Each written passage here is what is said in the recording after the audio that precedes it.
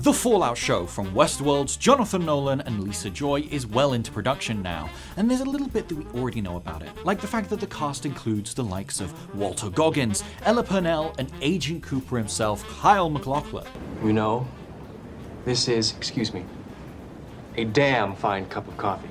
But there's plenty that we still don't know about the series, like the plot, characters, or even a specific setting. Luckily, we're here to help anyone working on the show who have naturally come to the PC Gamer YouTube channel for ideas. So here are 5 things we want and don't want to see from the show.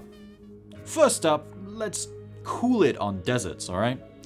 Look, they can be beautiful locations for a lot of things, and it makes sense for a post-apocalypse. And as well as that, games like New Vegas are based entirely in the desert. But come on. We are burned out on sandy deserts, no pun intended.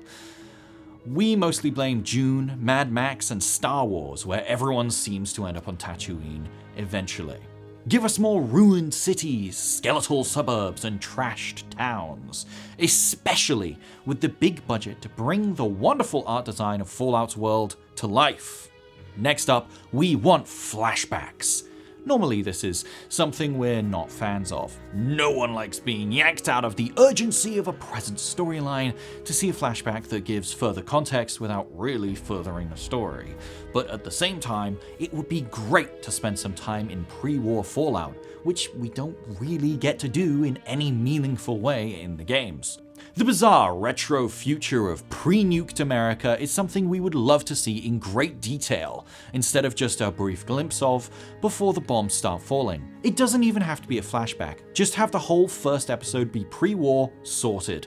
Another thing, the Fallout show is undoubtedly going to be dark, and I hope they give it all the complex moral quandaries, gory VATS targeting, and isolated madness that it deserves. But we also hope that it keeps the humor. Your thoughts? Chemically speaking, alcohol is a solution. One of the things that works so well in the games is the juxtaposition of the grimness of the nuclear war with the great sense of humor. But with Amazon's most popular show currently being The Boys, I don't think we have anything to worry about. Let's talk lore! And how we don't want the showrunners to obsess over it. I'm sure there are some Fallout superfans out there who just want to sit and watch people in a room discuss the Brotherhood of Steel and how they got to the East Coast in 2102 despite not getting to California until 30 years after. But that simply doesn't make for a good show. And we want the show to actually be, good. We do understand that it can be a bit jarring when something doesn't fit into all the self-assigned lore homework that you've been doing over the last couple decades, but think of it like a Marvel movie. Oh, wait, no, I don't mean like that.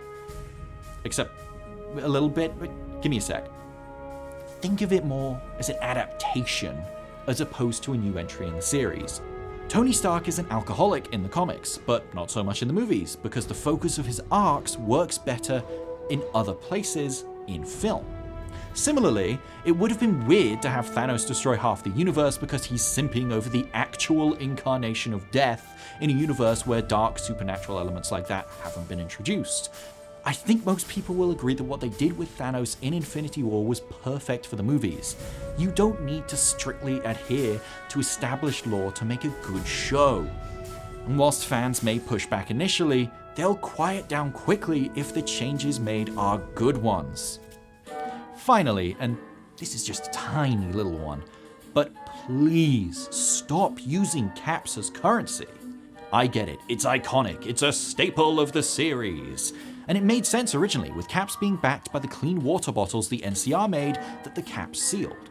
But how did that then become the universal currency for everything everywhere in the wasteland?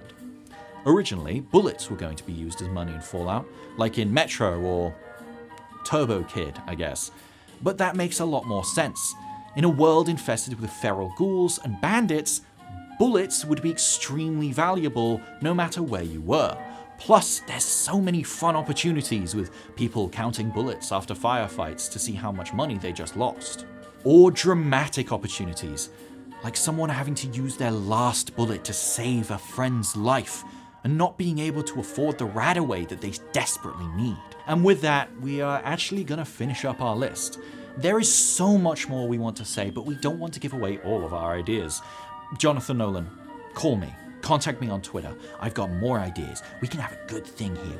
We can talk. We can get going on this. I'm gonna put my Twitter on screen right here. Go on, go for it. No other viewers do this. Jonathan Nolan and Lisa Joy, go here and contact me. I have ideas, okay? However, other viewers, Jonathan Nolan and Lisa Joy, you can stop listening for a sec. Okay, just plug your ears. Other viewers, if you do have any ideas, be sure to leave them in the comments below so I can pass them off as my own ideas like I did the original article that this video is based on. And whilst you're there, be sure to like the video and subscribe to PC Gamer.